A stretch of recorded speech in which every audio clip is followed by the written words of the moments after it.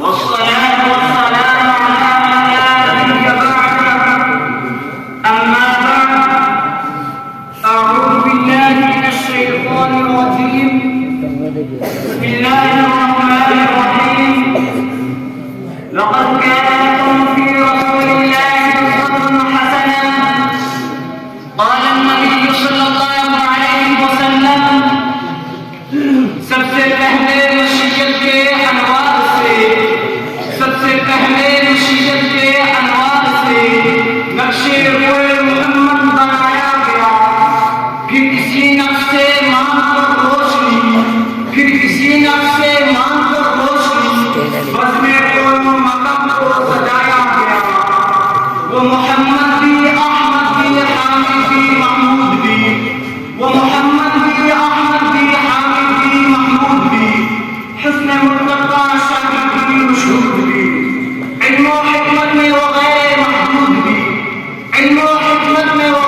محدود بھی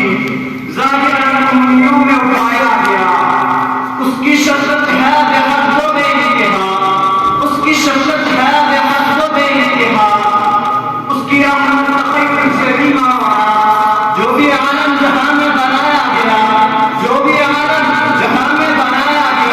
ان کی رحمت سے اس کو سجایا گیا مجھے حشر کا ڈر اس لیے ہوا ہے قاسی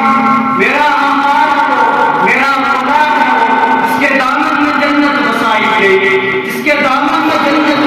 گئی جس کے ہاتھوں سے کو لٹایا گیا محترم حضرات اسٹیج پر علماء کرام اور میرے ہم سب ساتھیوں حضور صلی اللہ علیہ وسلم کی سیرت ایک اندھا سمندر ہے آج کی سیرت کا حق کوئی بھی آیا نہیں کر سکتا اس لیے کہ ایک آدمی نے مجھے کہا کہ اگر آپ سیرت بیان کرنے کا حق ادا نہیں کر سکتے تو سیرت بیان کرنے کی کیا ضرورت ہے میں نے کہا کہ ہماری مثال مصر کی اس گڑیا کی طرح ہے جو یوسف علیہ السلام کو خریدنے کے لیے روپیے گٹھڑی لے کر آئی تھی کسی نے کہا تھا کہ او اماں تیری اس گٹھڑی سے یوسف علیہ السلام خریدا جائے گا تو کہنے لگی کہ بات یوسف علیہ السلام کو خریدنے کی نہیں بات دراصل یوں ہے کہ کل قیامت کے دن خدا تعالیٰ پوچھے گا کہ یوسف علیہ السلام کا خریدار کون تھا تو ان خریداروں میں میرا نام بھی آ جائے گا قرآن پاک میں اللہ تعالیٰ ارشاد فرماتے ہیں وَرَفَعْنَا لَكَ ذِكْرَكَ ہم نے آپ کے ذکر کو بلند کر دیا میرے بھائیوں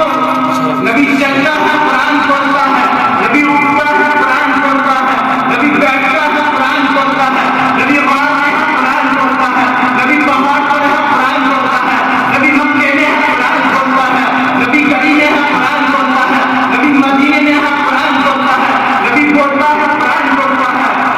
نبی صلی اللہ علیہ وسلم کی ایک ادا پر قرآن پڑھتا ہے